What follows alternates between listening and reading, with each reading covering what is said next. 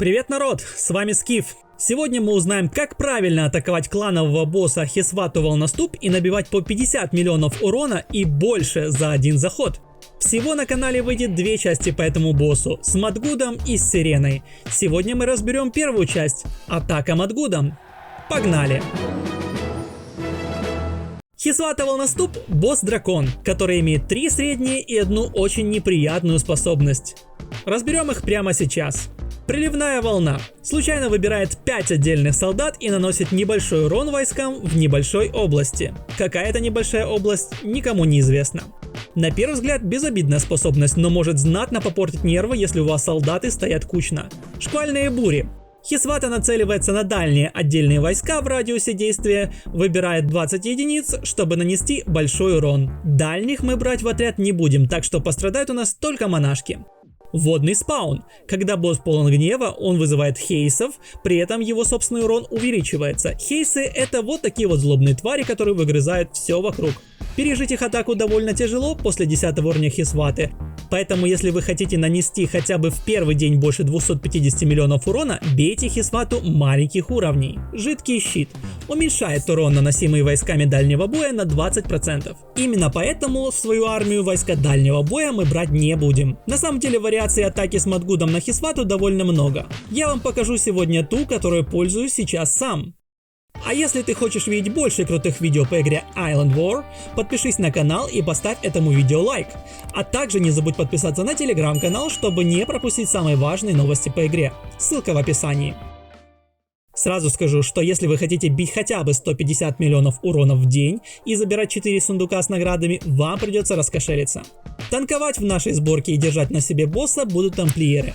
Берем их 4 штуки и поставим по 2 с каждой стороны босса. Используем воинов с булавой, чтобы увеличить наносимый урон по боссу. На этих же местах желательно иметь еще 2 пачки воинов с булавой, но у меня их нет, так что выкручиваемся тем, что есть. Также берем 4 пачки разрушителей чар. Желательно не ниже 8 уровня, чтобы лучше выживали. Монашек у меня стоит 4 пачки.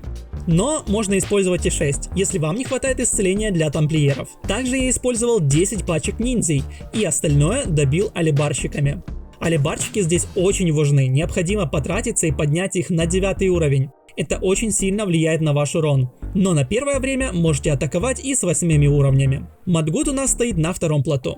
Для наглядности я буду атаковать через кликер, чтобы вы видели порядок отправки кораблей. Отправить их желательно почти одновременно, но все же порядок важен. Обратите внимание, как у нас расположились тамплиеры и монашки. Тамплиеры по центру спереди и сзади, а монашки немного сбоку от них, слева и справа, чтобы их не задевали атаки, которыми будут бить тамплиеров. Отряды распределились по кругу, чтобы разделить урон босса. Ниндзя заполнили свободные места. Урон Мадгуда и его скелетов тут не особо важен. Но автоматическое срабатывание скилла я все же включил.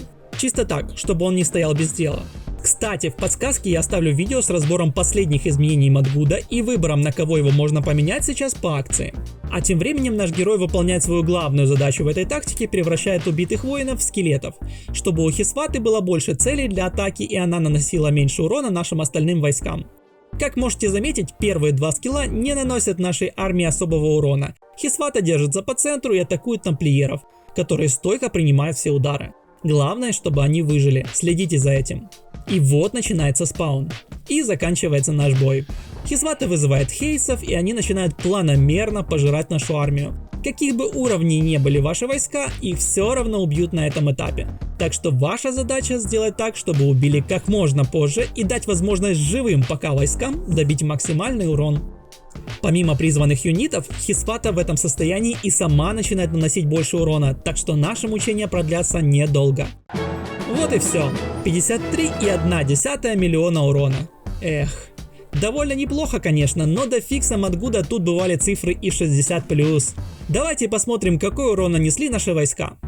Как мы видим, наибольший урон наносит 9 уровня разрушителей чар, в 2 раза больше, чем 8. Именно поэтому так важно сейчас их собирать. Та же разница и между 8 и 9 уровнями алебарщиков, так что не жалейте и поднимайте войскам уровни. Воины с булавой также показывают себя отлично и еще и увеличивают урон остальным, поэтому важно, чтобы они доживали до самого конца.